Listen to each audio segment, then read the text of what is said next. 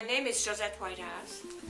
I was born in a little town of the eastern part of France called Saint-Mihiel, and after 4 years of German occupation from 1940 to 1944, I was sent to my first job as a school teacher.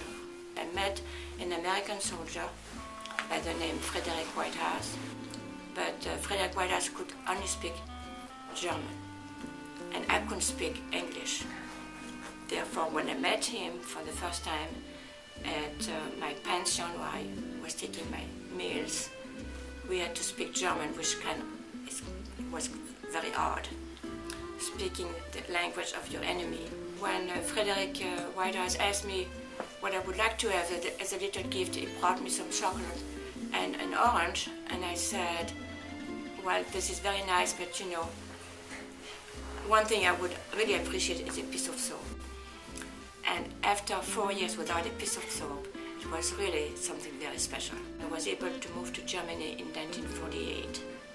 Took a while because we had to find an apartment in Frankfurt who was completely destroyed during the war. It was in very bad shape, but we got people to paint the wall and repair some of the walls, which was very easy because at the time, Germans were working for just food.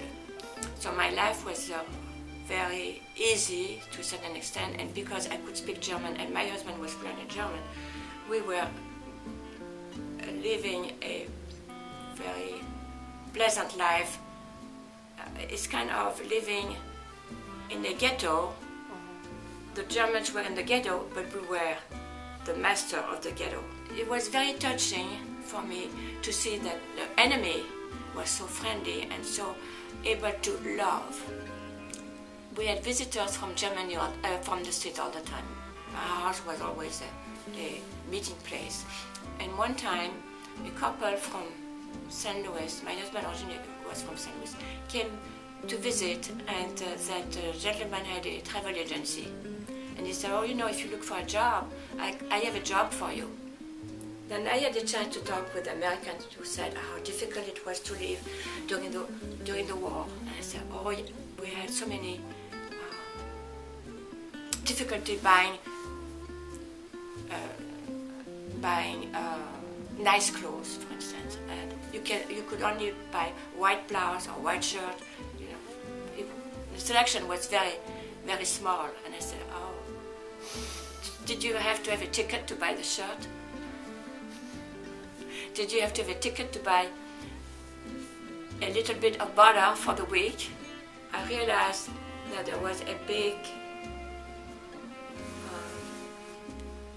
gap between the way Americans were thinking and how I was thinking. The world is very small, and it's through very close to you relationship that you can establish a bigger relationship.